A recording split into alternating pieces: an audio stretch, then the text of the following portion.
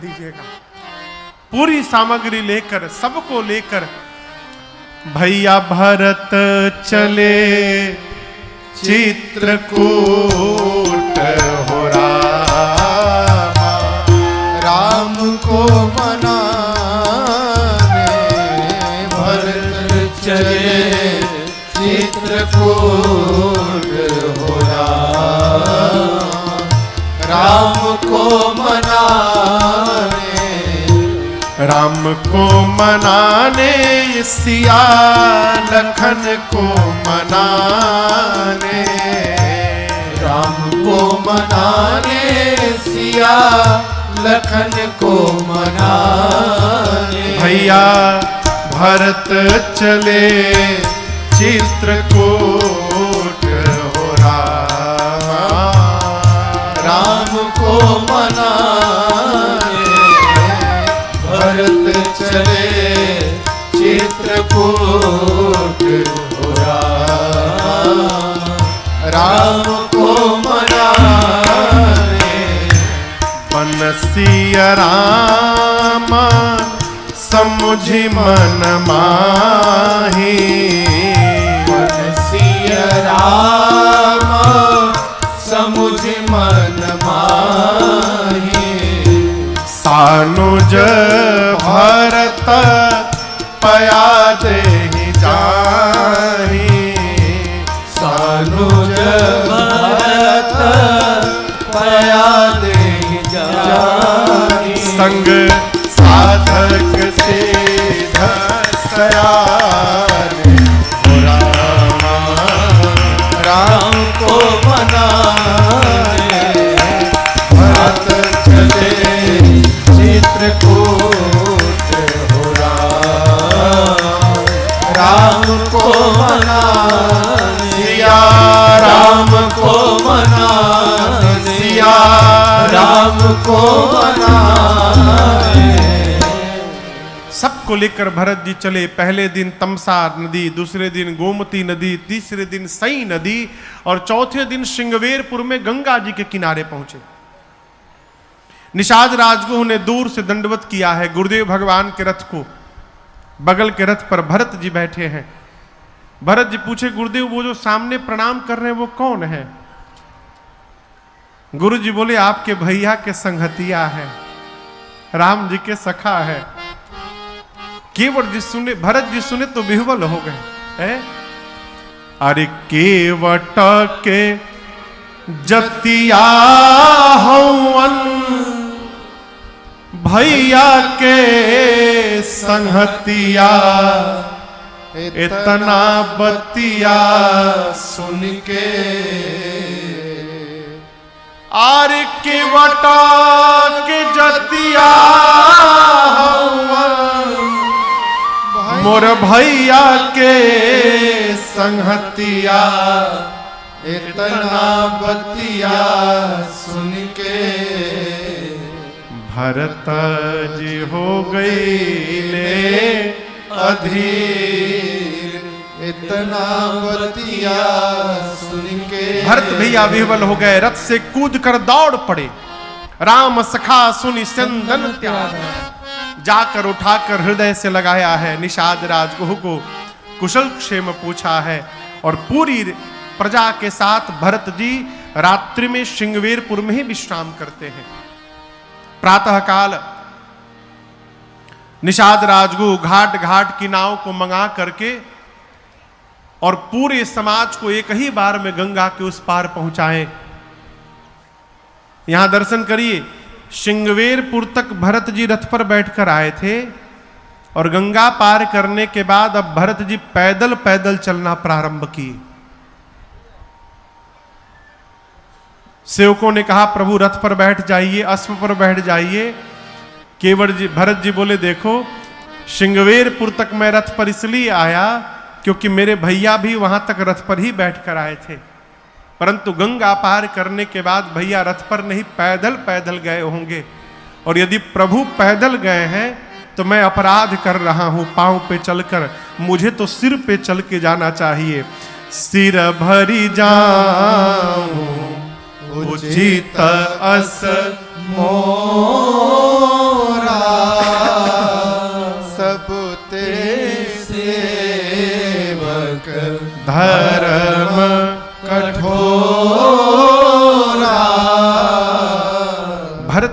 पैदल पैदल चले, सारे लोग वाहनों पर गए, भरत जी पैदल पैदल आए। दिन के तीसरे पहर में तीर्थराज प्रयाग आते आते उनके पांव में छाले पड़ गए। बाबा कहते हैं झलका झलकत पायन कैसे, झलका झलकत पायन कैसे, पंकज कोश होश कण जैसे, पंकज कोश होश कण जैसे, भरत पया देहि आए आजो, भरत पया देहि आए आजो, भयउ दुखित सुनि सकल समारो, भयउ दुखित सुनि सकल समारो, भयउ दुखित सुनि सकल समारो। भरत जी के सारे दोनों पांव छालों से भर गए। मां कौशल्या को पता चला, मां दौड़ कर आई, आंचल से भरत जी के पांव को सहलाने लगी, पूछने लगी भरत बहुत पीड़ा है ना। भरत जी कहते मां ये छाला तो आप देख रही हैं, जो छाले यहाँ हृदय पर निकले हैं उसको कौन देखेगा है। भरत जी कहते मां मैंने ऐसा कौन सा कर्म किया था कि मैं कलंक का भागी बना।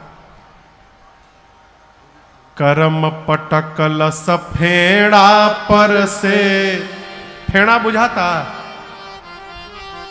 वृक्ष, मैंने कौन सा कर्म किया था कि कर्म ने मुझे वृक्ष से नीचे पटक दिया। कर्म पटकल सफेड़ा पर से, बीछी मरल समाई, दैव चलवले दाव घाव हम के करा से देखलाई।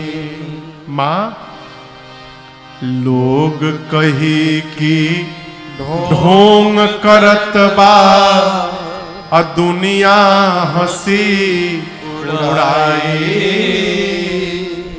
मोर पीर रघुबीर विनायक केहू ना पतियाई।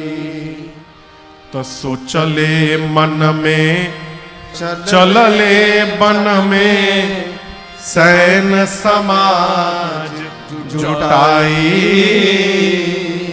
ए हो दैव देह तू सबके भरते ऐसन भाई।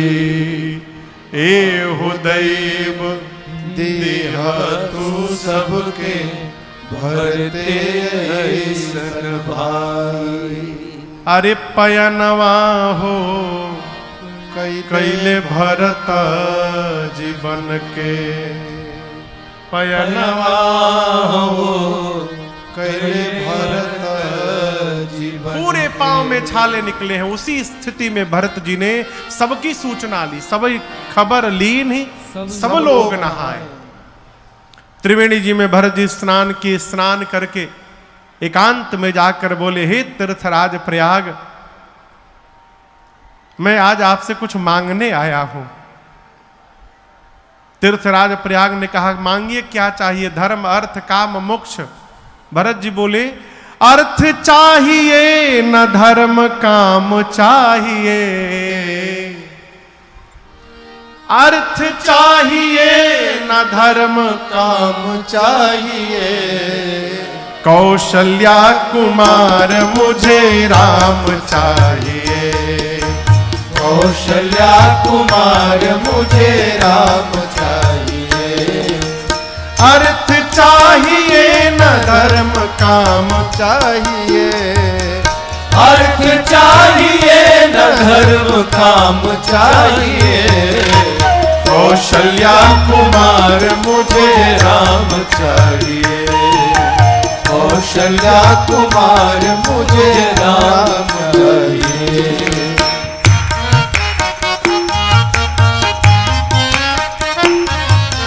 असरण अनाथ नाथ दीन हितकारी, असरण अनाथ नाथ दीन हितकारी। चाहिए विप्र बधु पाप शापहारी, चाहिए विप्र बधु पाप शापहारी। मंदाकिनी ललित ललाम चाहिए, मंदाकिनी ललित ललाम चाहिए। कौशल्या कुमार मुझे राम चाहिए, कौशल्या कुमार मुझे राम चाहिए। कोटि मन मथाभिराम राम मुझे चाहिए, कोटि मन मथाभिराम राम मुझे चाहिए। लोक लोचनाभिराम राम मुझे चाहिए, लोक लोचनाभिराम राम मुझे चाहिए। गिरधर गीत सीताभिराम चाहिए, गिरधर गीत सीताभिराम चाहिए। कौशल्या कुमार मुझे राम चाहिए, कौशल्या कुमार मुझे राम चाहिए, कौशल्या कुमार मुझे राम चाहिए। भरत जी बोले न मुझे अर्थ चाहिए, न धर्म चाहिए, न काम, न मोक्ष। क्या चाहिए? जन्म जन्म रति राम पद, यह वरदान न आए। जन्म जन्मांतर मेरे भैया प्रभु श्री राम के चरणों में मेरा प्रेम बढ़ता रहे, इसके अलावा हमें आपसे कुछ नहीं चाहिए। त्रिवेणी जी ने भरत जी की प्रशंसा की है। तात भरत तुम सब विधि साधु, राम चरण अनुराग अगाधु। उस दिन पूरे समाज के साथ भरत भैया तीर्थराज प्रयाग में भरद्वाज जी के आश्रम में रुके और अगले दिन भरद्वाज जी से विदा लेकर भरत जी सबके साथ चलते चलते चित्रकूट में मंदाकिनी जी के किनारे पहुंचे। प्रातःकाल राम जी जगे। सीता मैया ने राम जी से कहा, प्रभु मैंने स्वप्न देखा है, भोर बेला में भरत जी आए हैं। वियोग के कारण शरीर दुर्बल हो चुका है, साथ में माताएं हैं, माताओं का स्वरूप मंगल नहीं दिखाई पड़ा। राम जी सोचने लगे, सीते भोर बेला का स्वप्न भय लग रहा है, कहीं सत्य न निकल जाए। तुरंत लक्ष्मण भैया के साथ भगवान शंकर की पूजा करने लगे। पूजन करके मुनियों के साथ बैठे ही थे, तब तक एक कोल भील ने आकर कहा, प्रभु भरत जी आ गए हैं। जैसे राम जी ने सुना कि भरत जी आ गए हैं, सुनत सुमंगल मन प्रमोद तन पुलक भर, शरद सरोरुहन तुलसी भरे स्नेह जल। जैसे भैया के आने की सूचना मिली, भगवान के नेत्र सजल हो गए, शरीर का एक एक रोम पुलकित हो गया। भगवान सोच में आ गए। बहुरी सोच बस भे सियर अवनु, कारण कवन भरत आगमनु। मैंने तो भरत के लिए सूचना भिजवाई थी कि भरत राज सत्ता संभालेंगे, भरत जी यहां क्या करने चले आए।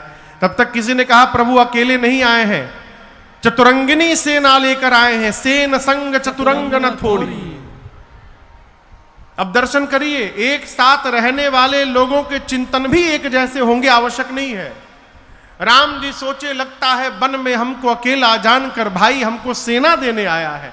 लक्ष्मण जी को लगा सेना लेकर भरत जी युद्ध करने आए हैं। ऐ गरज उठे, निकाल लिए धनुष बाण। लक्ष्मण जी बोले, मार दूंगा। अयोध्या की सत्ता प्राप्त करके भरत को मद हो गया। आज यदि शंकर भी सहायता करने उतर जाए तो मेरे बाण से कोई रोक नहीं सकता उनको।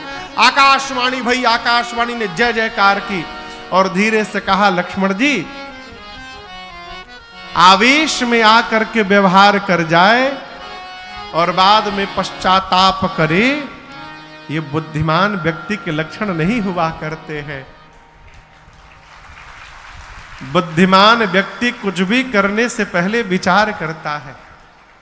हमारे पूज्य महाराज श्री कहते, बाबू जीवन में जब बहुत प्रसन्नता हो उस समय किसी को वचन न दीजिए, और जब बहुत क्रोध की अवस्था हो उस समय कोई निर्णय न लीजिए। क्यों?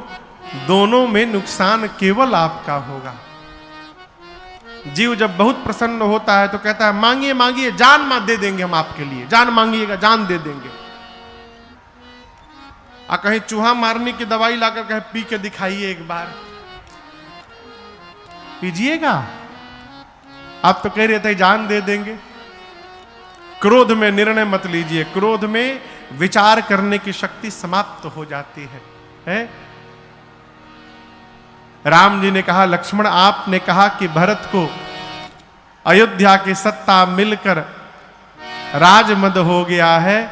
मैं कहता हूं मेरे भाई भरत को अयोध्या क्या है, ब्रह्मा विष्णु और यदि महेश की भी सत्ता प्राप्त हो जाए उसके बाद भी मेरे भाई भरत को अभिमान नहीं हो सकता है। यह मेरा विश्वास है भरत जी के प्रति। और दर्शन करिए, विश्वास एक तरफा नहीं है। जितना विश्वास भरत जी को राम जी के प्रति है उतना ही विश्वास राम जी को भरत जी के प्रति है? प्रातः काल भरत भैया, इसको बंद कर दीजिए बाबू। प्रातः काल भरत भैया माताओं से एवं गुरुदेव भगवान से अनुमति लेकर के सबसे पहले निषाद राजगुह और शत्रुघ्न भैया को साथ में लेकर राम जी से स्वयं मिलने चले हैं। कुटिया के द्वार पर पहुंचे हैं। निषाद राजगुह ने दिखाया है, भरत जी वो आपके भैया भीतर बैठे हैं कुटिया आश्रम में, जाइए। भरत जी बोले, मैं भीतर नहीं जाऊंगा। क्यों? मुंह दिखाने लायक नहीं रहा मैं। और आपसे कहूं, उसी द्वार पर, आश्रम के द्वार पर अपने दोनों भुजाओं को ऊपर उठा के भरत जी खड़े खड़े गिर पड़े, बोले, पाहि नाथ कही पाहि गोसाई, भूतल पड़े लकुट कीना। पाहिनाथ पाहिनाथ, प्रभु मेरी रक्षा करिए रक्षा करिए। इतना कह के भरत भैया हाथ उठाकर खड़े खड़े गिर पड़े। लक्ष्मण जी सुन लिए। लक्ष्मण जी ने धरती पर सर को रखकर प्रणाम किया और प्रणाम करके बोला, प्रभु विलंब न करिए नाथ, भैया भरत प्रणाम करत रघुनाथ। प्रभु भरत भैया आपको प्रणाम कर रहे हैं। जैसे राम जी सुने कि भरत प्रणाम करत, राम जी इतने वेग से गए कि भगवान का पटका, एक हाथ का धनुष, दूसरे हाथ का बाण, कमर का निसंग चारों गिर गया। उठे राम सुनि प्रेम अधीरा, कहूँ पट कहूँ निसंग धनु तेरा, कहूँ पट कहूँ निसंग धनु तेरा, कहूँ पट कहूँ निसंग धनु तेरा। उठे राम सुनि प्रेम अधीरा, कहूँ पट कहूँ निसंग धनु तेरा, कहूँ पट कहूँ निसंग धनु तेरा, कहूँ पट कहूँ निसंग धनु तेरा। उठे राम सुनि प्रेम अधीरा, कहूँ पटकऊँ निसंग धनु तीरा, कहूँ पटकऊँ निसंग धनु तीरा, कहूँ पटकऊँ निसंग धनु तीरा। भगवान इतने वेग में गए हैं कि भगवान के शरीर का पटका, धनुष, बाण, निसंग चारों गिर गए। महापुरुषों ने अनेक अर्थ लगाए हैं। चार ही क्यों गिरे? क्योंकि चार छोड़ के भरत जी आए हैं। धर्म, दूसरा अर्थ, तीसरा काम, चौथा मोक्ष। जितना त्याग करके भरत जी आए हैं, उतना ही त्याग करके राम जी भरत जी से मिलने गए। जिस भाव से हम भगवान की ओर दौड़ेंगे, उसी भाव से भगवान भी हमारी ओर दौड़ जाएंगे। राम जी गए तो राम जी का पटका नीचे गिर गया। पटका लक्ष्मण जी से बोला कि राम जी गए तो हम नीचे गिर गए। लक्ष्मण जी जानते हैं क्यों? राम जी भरत जी को हृदय से लगाएंगे, और यदि हम राम जी के शरीर पे रहते तो राम जी और भरत जी के बीच में हम दीवार बन जाते। आज भाई जब भाई को प्रेम करे ना, तो बीच में किसी को दीवार नहीं बनना चाहिए, इसलिए हम गिर गए। धनुष बाण कहने लगे, लक्ष्मण जी आप धनुष पर बाण चढ़ा के मारने जा रहे थे, परंतु देखिए राम जी गए तो हम गिर गए। भाई से मिलने जाते हैं तो हथियार लेकर नहीं जाते हैं लक्ष्मण जी। भाई से जब मिलने जाते हैं तो प्रेम से भरा अपना हृदय लेकर के जाते हैं, इसलिए हम राम जी के शरीर से नीचे गिर गए। प्रभु गए और जाकर दर्शन करिए। राम जी लगे उठाने, भरत जी उठ नहीं रहे। आप लोग नीचे बैठे हैं, आपको तब तक नहीं उठाया जा सकता है जब तक आप नहीं उठना चाहें। कोई व्यक्ति यदि नीचे गिर जाए और आप उठाने जाइए, आप उठा नहीं सकते, वो अपना शरीर छोड़ देगा, आप उठा ही नहीं पाइएगा जब तक वो न उठना चाहे। राम जी भरत जी को उठाने गए हैं, भरत जी उठ नहीं रहे, शरीर छोड़ दिए। वो स्वामी जी कहते बरबस लिए उठाए, आधा उठाए पड़े हैं। राम जी पूछते हैं भैया आप उठ क्यों नहीं रहे हैं? भरत जी बोले प्रभु जैसे उठूंगा इस पापी भरत का आपको मुख देखना पड़ेगा नाथ। अब मैं मुंह दिखाने लायक नहीं रहा आपको, इसलिए मैं उठ नहीं रहा। भगवान बोले भाई मैं जब अयोध्या से चला तो सबसे मिला, आपसे नहीं मिल पाया, और आपसे न मिलने की पीड़ा अब तक मेरे हृदय को जला रही है। भरत जब तक आप मेरे हृदय से नहीं लगेंगे, आपके भैया की पीड़ा समाप्त नहीं होगी। जैसे भरत जी सुने कि मेरे लगने से भैया की पीड़ा समाप्त हो जाएगी, भरत जी तुरंत उठ गए और प्रभु ने उठाकर उर लाए कृपा निधान। प्रभु ने तुरंत भरत जी को हृदय से लगा ली। भगवान के हृदय से लगकर आज भरत जी और भगवान राम दोनों भाई इतना रोए हैं। भरत राम की मिलन लखे बिसरे सब अपार। आपको सुनने में थोड़ा अटपटा लगेगा, लेकिन ये सत्य है, प्रमाण सहित सत्य है।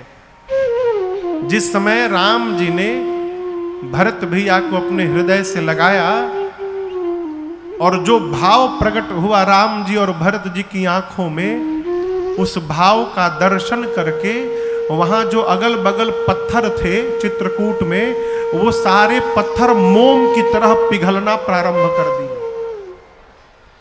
जिस प्रकार मोमबत्ती पर मोम पिघलता है, उस प्रकार वो। आप लोग चित्रकूट गए हैं, दर्शन किए आप लोग? नहीं गए? हम गए हैं। कभी गए हैं वहां पर चित्रकूट? कभी दर्शन करिएगा। जैसे मोम पिघलता है, पत्थर पिघल गए। वो पिघले हुए पत्थर आज भी चित्रकूट में है, सुरक्षित है। कभी अवसर मिले तो दर्शन करिएगा। आप सोचिए, जिस प्रेम को देखकर पत्थर पिघल गया होगा, उस प्रेम को देखकर वहां जो जीवित बचे होंगे उनकी क्या दशा हुई होगी। गोस्वामी जी कहते इस प्रेम की व्याख्या करना मेरे बस की बात नहीं है। गोस्वामी जी ने तो पेन रख दिया, कलम नीचे। कहे का छल छुवत न छाहे है। चारों भैया एक दूसरे से मिले, निषाद राजगुह मिले, बताए पूरा समाज आया है। राम जी जाकर सबसे पहले कैकेयी मैया को राम जी प्रणाम किए हैं। दर्शन करिए, प्रथम राम भेंटी कैकेयी। अपनी मां से नहीं मिले कौशल्या जी से, कैकेयी मैया से मिले हैं। सबको लाकर स्थान दिए हैं। चित्रकूट में 5 बैठकियां भई हैं। पहली बैठकी अभी भई, गुरुदेव ने सब बताया राम जी को। राम जी आप आए, आपके वियोग में आपके पिताजी चले गए। राम जी बहुत रोए उस दिन। किसी घर में कोई घटना घट जाए तो उसके घर में जाकर प्रवचन न दिया करिए। किसी घर में घटना हो जाती है ना तो कई प्रवचन देने वाले आते हैं। किसके लिए रो रहे हो? आत्मा अजर अमर है। ये ज्ञान अपने पास रखिए। क्यों? पता उसी को चलता है जिसका खो जाता है। जिसका समाप्त हो जाता है उसी को पीड़ा होती है, सबको पीड़ा नहीं होती। राम जी से अधिक ज्ञान है क्या हम लोग को? यहां गोस्वामी जी कहते हैं कि राम जी सुने कि मरण हेतु निज नेह विचारी। राम जी सुने कि मेरे प्रेम में पिताजी नहीं रहे। आगे कहते हैं भे अति विकल धीर धुरधारी। धैर्य की धुरी को धारण करके रहने वाले रघुनाथ जी व्याकुल हो गए। राम जी ऐसे रोने लगे कि राम जी को रोता देख पूरी प्रजा रोने लगी, पूरा परिवार समाज रोने लगा। और जब सारे लोग रोने लगे तो ऐसा लगने लगा कि मानो आज ही महाराज का महाप्रयाण हुआ है। गुरुदेव के बार बार कहने के बाद भी उस दिन किसी ने जल का एक बूंद ग्रहण नहीं किया। अगले दिन ज्येष्ठ पुत्र को पिता के लिए जो व्यवहार करना चाहिए गुरुदेव ने बताया, राम जी ने किया। 4 दिन बाद दूसरी बैठकी हुई और इस बैठकी में सीताराम लक्ष्मण जी नहीं है, अयोध्या वाले हैं। गुरु जी ने सबको बिठाकर कहा, देखो राम जी वन में रहे चाहे अयोध्या में रहे, राम ही राजा है। क्यों? राम जीव नहीं है। गुरु जी ने स्पष्ट कर दिया, राजा राम स्वबस भगवानु। राम भगवान है, इसलिए राम राजा है। और हम और आप नहीं। ब्रह्मा विष्णु महेश दिग्पाल सूर्य चंद्रमा अरुण वरुण कुबेर पवन पावक, ये ऐसा कोई नहीं है चराचर में जो राम जी की आज्ञा का पालन न करे। यदि मेरे से आप लोग पूछ रहे हैं तो मैं तो यही कहूंगा कि राम जी की आज्ञा का पालन किया जाए। भरत जी, एक बात कहने में आपको संकोच हो रही है मुझे। बुद्धिमान उसी को कहते हैं भरत जी जो देखे सर्वस्व समाप्त हो रहा है तो आधे में संतोष कर ले। यदि पूरा बचाने जाएगा तो जो आधा बच रहा था वो भी समाप्त हो जाएगा। जैसे किसी को 10,000 रुपया उधार दे दीजिए, उसने कहा 1 महीने में दे देंगे, 2 महीना हो गया, अब फिर मांगने आ गया कि 5,000 उधार और दे दीजिए, परसों दे दूंगा। अब आप सोचेंगे मना कर दूंगा तो 10,000 डूब जाएगा। हाँ, आप 5,000 और दे देंगे। पहले तो 10,000 डूब रहा था, अब 15,000 डूबेगा। बुद्धिमान कौन है? जो आधे में संतोष कर ले। हाँ ठीक बा भैया, 10,000 में संतोष है, आगे अब नहीं देंगे। भरत जी बोले मैं समझा नहीं। गुरु जी ने कहा यदि आप और शत्रुघ्न 14 साल वन में रहने को तैयार हो जाए तो मैं राम लक्ष्मण सीता जी को लेकर वापस चला जाऊंगा। तो स्वामी जी कहते भरत जी सुने तो नाचने लगे। कहे गुरुदेव यदि मेरे वन में जाने से भैया वापस चले जाएंगे गुरुदेव तो मैं 14 साल के लिए वन नहीं जाऊंगा गुरुदेव, मैं जीवन भर के लिए वन में चला जाऊंगा, मैं लौटूंगा ही नहीं अयोध्या। कानन करऊं जन्म भरी बास। गुरुदेव की मति चकरा गई, राम जी के पास ले जाकर बोले, राम भरत के प्रेम ने, ये तीसरी बैठकी है, भरत के प्रेम ने मेरे विचार करने की शक्ति को समाप्त कर दिया है। भरत स्नेह विचार न राखा। हम तो कहते हैं राम जो भरत जी बोल रहे हैं वो किया जाए। राम जी बोले ठीक है, जो भरत जी बोलेंगे वही मैं भी करूंगा। शशि भैया, गुरु जी ने भरत जी से कहा, बाबू अब ऐसा अवसर नहीं मिलेगा, आपके भैया तैयार हो गए हैं, आप जो बोलेंगे करेंगे वो। बाबू जो जो बोलना है बेटा आज बोल दो। भरत जी हाथ जोड़कर खड़े हो गए, बोले भैया हमार भैया जी हो, हमार भैया जी, एक ही बात बा, हमके बने रहे द घरे जा हमार भैया जी, हमके बने रहे द घरे जा हमार भैया जी। ए हमार भैया जी हो, हमार भैया जी। ए हमार भैया जी हो, हमार भैया जी। हमके बने रहे त घरे जा हमार भैया जी, हमके बने रहे द घरे जा।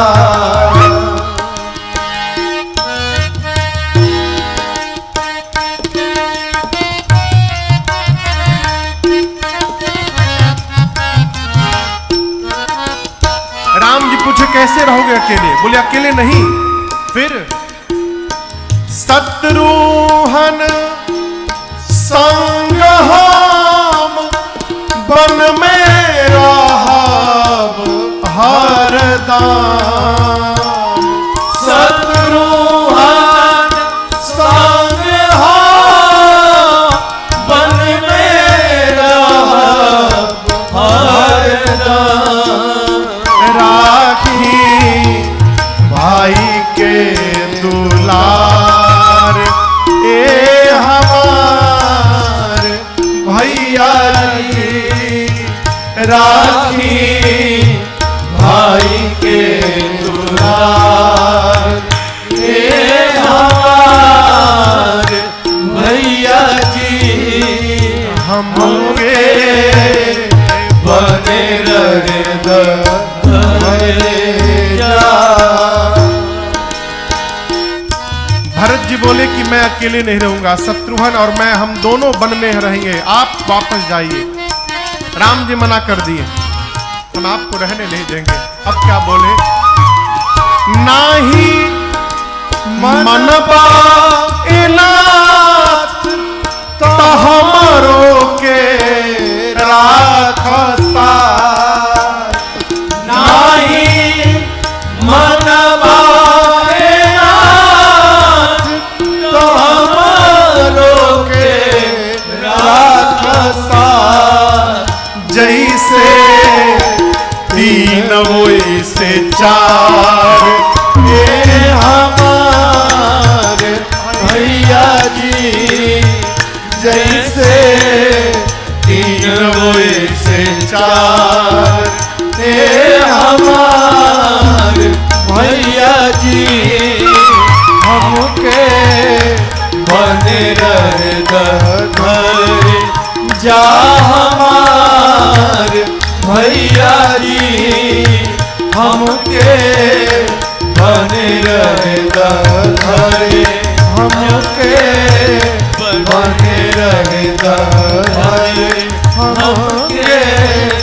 बने रहे धरे जा। भरत भैया बोले, प्रभु मैं शत्रुघ्न वन में रहेंगे, आप तीनों वापस जाइए, नहीं तो लक्ष्मण को वापस करिए, मुझे साथ में रख लीजिए, और नहीं तो लक्ष्मण, मैं और शत्रुघ्न हम तीनों वन में रहेंगे, आप मां को लेकर वापस चले जाइए। भरत जी ने 3 रास्ते बताए। ये बात सुनकर राम जी सोच में पड़ गए, क्या कहूं। भरत जी देखे कि मेरी बातों को सुनकर भैया को सोच हो रहा है, हाथ जोड़कर बोले, भैया मैंने कुछ नहीं कहा है, मैंने जो कहा उसको भूल जाइए, अब कह रहा हूं, जेहि विधि प्रभु प्रसन्न मन होई, करुणा सागर कीजिए सोई। जैसे आपका मन प्रसन्न हो आप वही करिए, जिस प्रकार से जेहि विधि प्रभु प्रसन्न मन होई। राम जी कुछ कहते इससे पहले मिथिला के दूतों ने आकर कहा, प्रभु जनक जी महाराज सब परिवार आए हैं।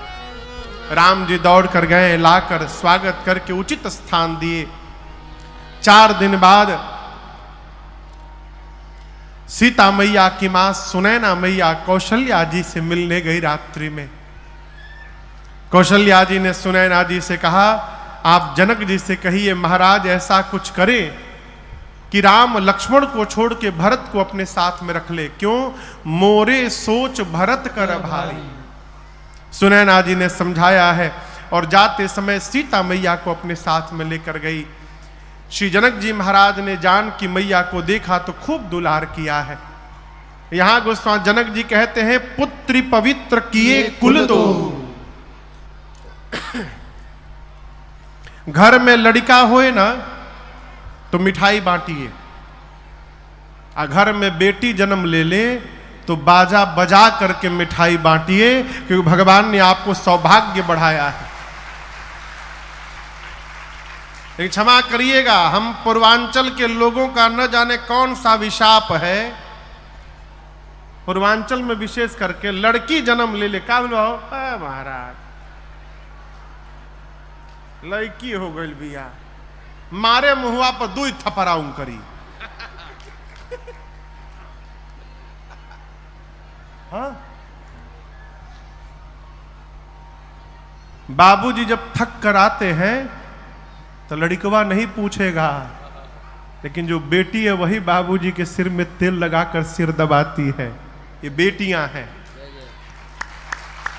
एक लोग है, मैं नाम नहीं बताऊंगा उनका, भैया उनकी 3 बेटी और 3 बेटी के बाद एक बेटा हुआ। पहली बेटी हुई, उसका नाम लिखिए आपत्ति, पुकार का नाम, मैं सत्य घटना सुना रहा हूं। दूसरी बेटी उसका नाम रखे विपत्ति, घर के पुकार का नाम। तीसरी बेटी हुई, उसका नाम रखे समस्या, और चौथी बार बेटा हुआ, उसका नाम रखे समाधान। आपत्ति, विपत्ति, समस्या, लास्ट में समाधान आ गया। उस ऐसा समाधान किया उनका, बुढ़ापे में वो कुटाई कूटा कि जिन बेटियों का नाम आपत्ति, विपत्ति, समस्या रखे थे, बुढ़ापे में वही बेटियां पिताजी का देखभाल करती हैं, और वो लड़का समाधान करके बाहर है, सब बेच बाज के चला गया। लड़का लायक होगा तो एक कुल को तारेगा, लेकिन बेटी एक कुल को नहीं तारती है, बेटी 2-2 कुलों को तार देती है, जहां जन्म लेती है और जहां बहू बन करके जाती है। इसलिए बेटियों का सम्मान करिए, बेटियों का आदर करिए। बेटों तो सबको हो जाते हैं बेटे, बेटियां सौभाग्यशाली को प्राप्त होती हैं। जिसने अपने जीवन में एक कन्या का दान कर दिया, उसे कोई भी यज्ञ करने की आवश्यकता नहीं है। समस्त यज्ञों का फल उसे एक कन्यादान से प्राप्त हो सकता है। केवल एक कन्यादान करके वो सभी यज्ञों का फल प्राप्त कर सकता है। इसलिए बेटियों का आदर करिए। हैं? जनक जी महाराज ने खूब दुलार किया मेरी मां का। पुत्र पवित्र किए कुल दो, आपने दो दो कुलों को पवित्र कर दिया। रात्रि में सुनैना जी ने जनक जी से कहा कि आप ऐसा कुछ करिए। कौशल्या जी कह रही थी कि राम लक्ष्मण को छोड़ के भरत को साथ में रख ले। जनक जी कहे चिंता ना करो, भरत जी वही करेंगे जो उनके भैया राम कहेंगे। चौथी बैठकी भई, अब कोई निर्णय नहीं ले रहा है, सब एक दूसरे के सिर पे टालते हैं। आप निर्णय लो। भरत जी बोले खड़े होकर, भैया मैं बताऊं मैं क्या चाहता हूं। राम जी बोले कहिए। भरत जी बोले सहज स्नेह स्वामी सेवकाई, स्वार्थ छल फल चारी बिहाई। मैं दो काम चाहता हूं भैया। पहला, आपके चरणों में सहज प्रेम हो, सहज स्नेह, और दूसरी आपकी सेवा करना चाहता हूं।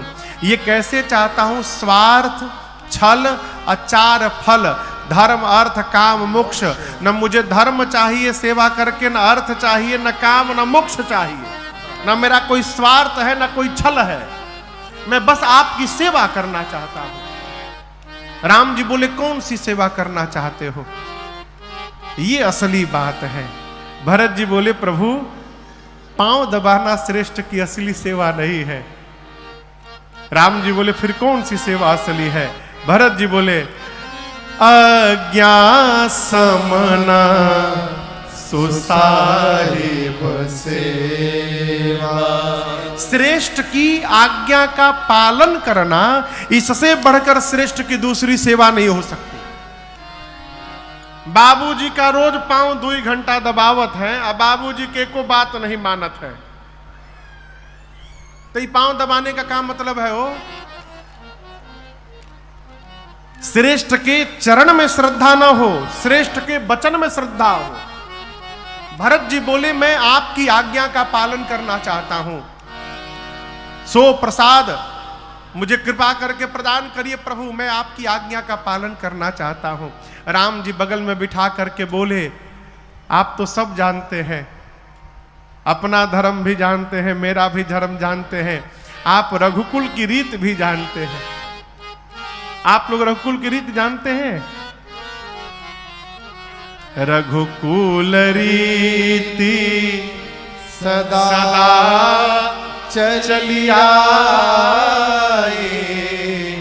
प्राण जाय बरु वचन न जाय। राम जी बोले हमारे कुल की रीति है, हम वचन के लिए प्राण भी छोड़ देते हैं। इसलिए भरत जी आप अपने धर्म का पालन करिए और मुझसे मेरे धर्म का पालन कराइए। भरत जी बोले भैया मेरा जीवन का एक ही धर्म है, आपकी आज्ञा का पालन करते रहना है, आप आज्ञा दीजिए। राम जी सोचे कि लगता है अब मुझे ही कहना पड़ेगा, तो अंत में प्रभु ने कह दिया भरत जी यदि आप चाहते हैं कि मैं आपसे कहूं तो मैं कह रहा हूं, चलिए हम और आप बंटवारा कर ले। आज क्या कर ले? क्या कर ले?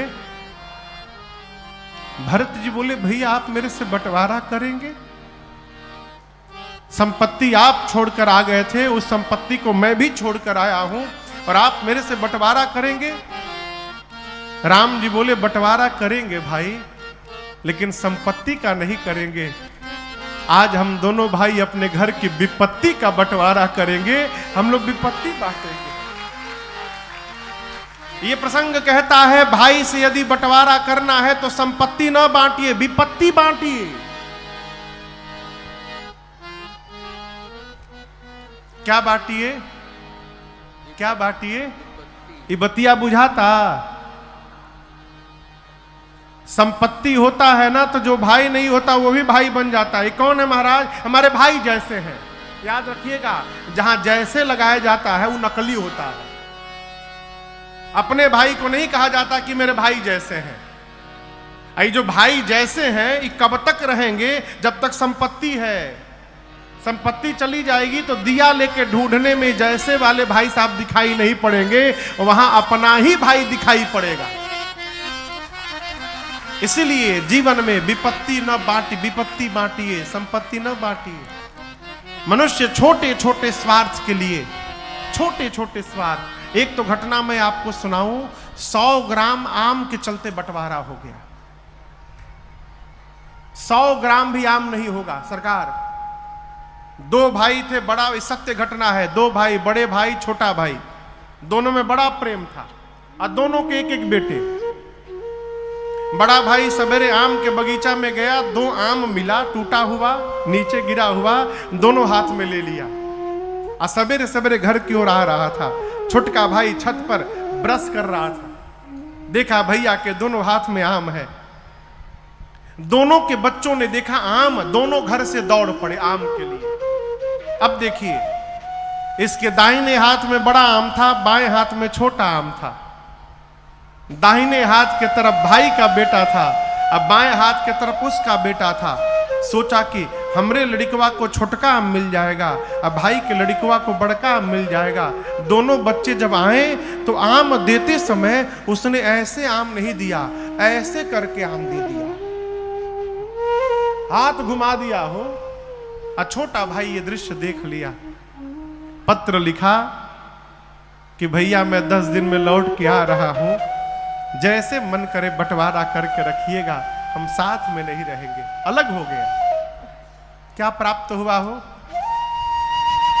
इसलिए भाई से बांटना है तो विपत्ति बांटिए, है?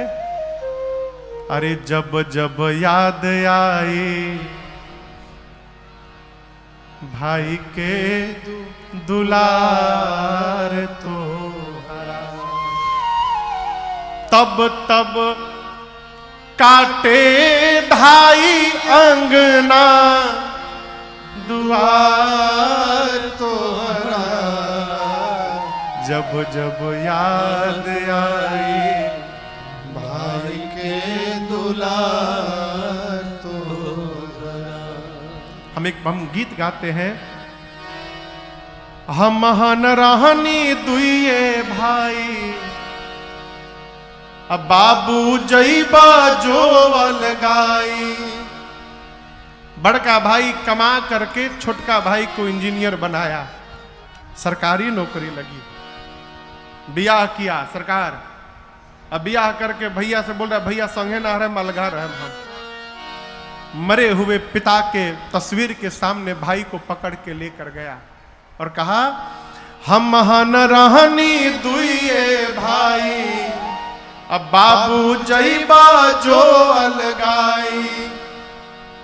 पापा देखी ना पई है घर जो कहीं बटाए बबुआ, दियना प्रेम के देबा कैसे तू बुताई बबुआ। छोटे पर से तोहरा के कोरा में खेलौनी। कोरा बुझाता ना है? कोरा कही कही चांद मामा एक में खियौनी।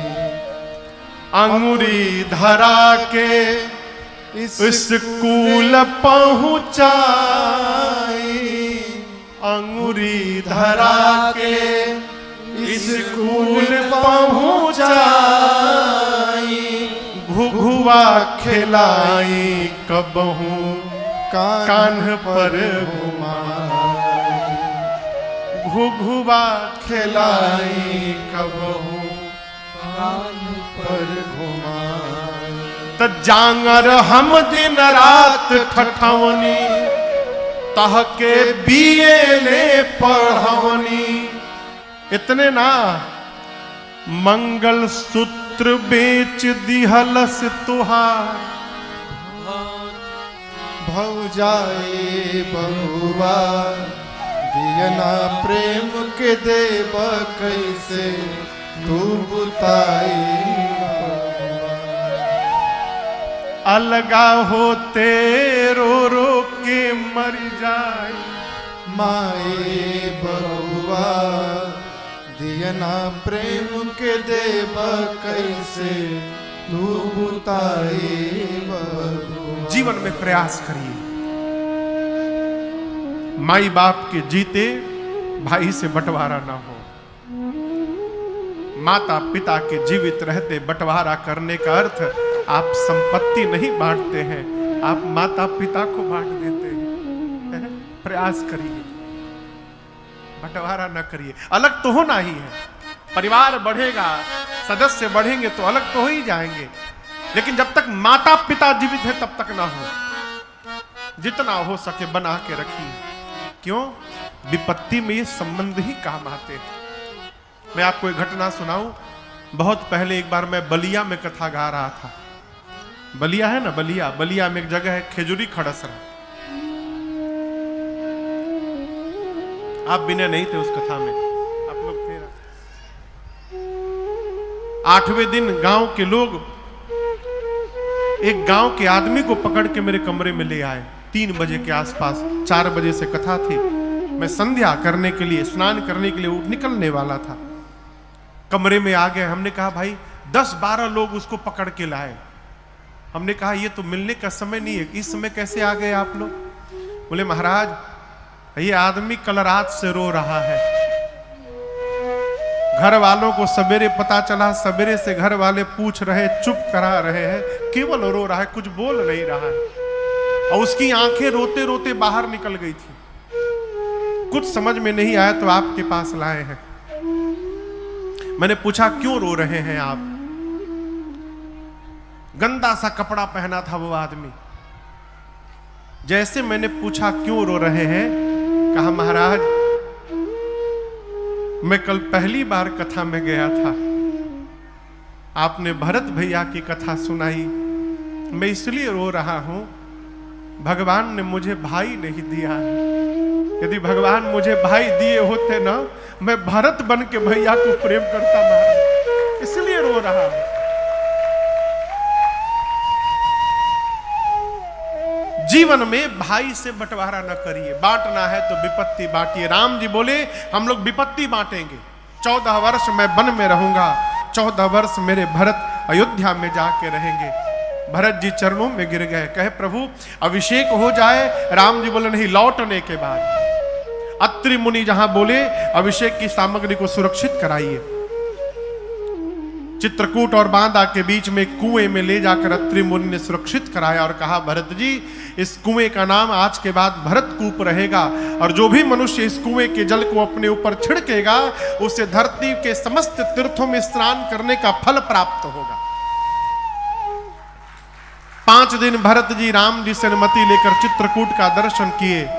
6वें दिन आज विदा का दिन है, अंतिम बैठकी, 5वीं बैठकी भई आज। राम जी ने, भरत जी ने राम जी से कहा प्रभु मुझे जाने की आज्ञा दे दीजिए, जिससे मैं जाकर 14 वर्ष अयोध्या की सेवा करूं। प्रभु ने उठाकर हृदय से लगाकर खूब समझाया। भरत जी एक चिन्ह चाहते हैं। यहां पर मेरे गुरुदेव भगवान कहते बाबू भरत जी को देने के लिए राम जी ने अपने आप को ही पादुका के रूप में परिवर्तित कर दिया। राम जी का अवतार है पादुका अवतार, और प्रभु ने जैसे पादुकाओं को दिया, प्रभु कर कृपा पावरी दीनी, प्रभु कर कृपा पावरी दीनी, सादर भरत शीस धरिनी, सादर भरत धरिनी, भरत मुदित अवलंबन हेते, भरत मुदित अवलंबन हेते, हस सुख जस सिय राम रहे ते, हस सुख जस सिया राम रहे ते, हस सुख जस सिया राम रहे ते। भरत जी ने पादुकाओं को सिर पे धारण किया है, राम जी ने हृदय से लगाया और दोनों समाज को आदर सत्कार करके यथा योग्य दंड प्रणाम करके प्रभु ने विदा किया। 9 दिन का समय लगा भरत भैया को चित्रकूट से चलकर अयोध्या पहुंचने में। जाते जाते भरत भैया ने प्रभु की पादुकाओं को अयोध्या के सिंहासन पर पधरा दिया है। जनक जी महाराज 5 दिन रुककर राजपाट की व्यवस्था को सुदृढ़ करवाकर गुरुदेव से एवं माताओं से अनुमति लेकर अपने समाज के साथ मिथिला चले गए। माताओं की सेवा में भरत भैया ने शत्रुघ्न भैया को नियुक्त किया है। गुरुदेव भगवान से पूछे, गुरुदेव भैया मेरे वन में रहते हैं, मैं सेवक हो के महल में रहूंगा उचित नहीं है गुरुदेव, आज्ञा हो तो नंदीग्राम चला जाऊं। भरत जी नंदीग्राम में जाकर कुटिया बना के रहने लगे। धरती पर नहीं सोते थे, गड्ढे में सोते थे। क्यों? भैया धरती पर सोते होंगे, सेवक को स्वामी से नीचे सोना चाहिए, इसलिए भरत जी गड्ढे के अंदर सोते थे। नित्य भगवान की चरण पादुकाओं की पूजा करते थे और उनसे मांग मांग करके राजपाट का आज्ञा प्राप्त करके राजपाट का व्यवहार संचालित करते थे।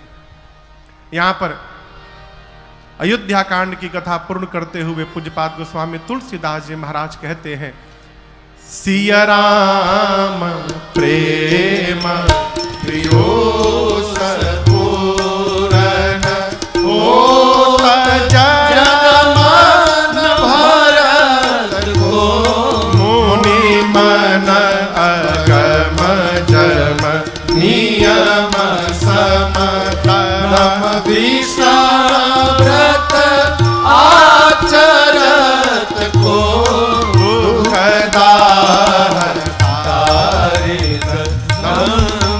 दूषण सुजस मिस अपहरत को, कलिकाल तुलसी से सठनी हठि राम सन्मुख करत को, कलिकाल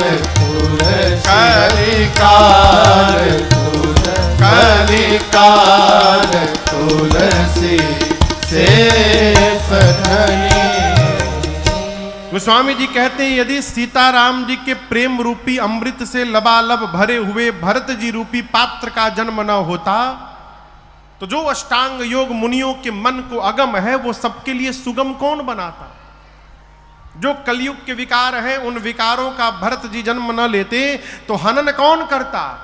और गोस्वामी जी अपने लिए कहते हैं, यदि भरत भैया जन्म न लिए होते तो इस 60 तुलसी को हठ पूर्वक इस कलिकाल में रघुनाथ जी के सामने लाकर खड़ा कौन करता यदि भरत जी जन्म न लेते। भरत भैया के चरित्र की फलश्रुति बाबा कहते हैं, भरत चरित करिने तुलसी जो सादर सुनहि, सिया राम पद प्रेम अवसि होई, भवरस विरति। गोस्वामी जी कहते हैं, नर हो या नारी, जो भी मनुष्य भरत भैया के चरित्र को आदर पूर्वक निरंतर श्रवण करता रहेगा उस मनुष्य के जीवन में 2 कार्य अवश्य पूर्ण होंगे। पहला कार्य, भरत जी के चरित्र को सुनते सुनते एक दिन श्री सीताराम जी के चरणों में प्रेम जागृत हो जाएगा। और दूसरा काम, एक दिन भगवान की कथा, भगवान के चरणों में प्रेम जागृत होने के बाद संसार के विषय रस से मन को विरक्ति प्राप्त हो जाएगी। ये दोनों कार्य अवश्य पूर्ण होंगे केवल भरत जी का चरित्र श्रवण करने से।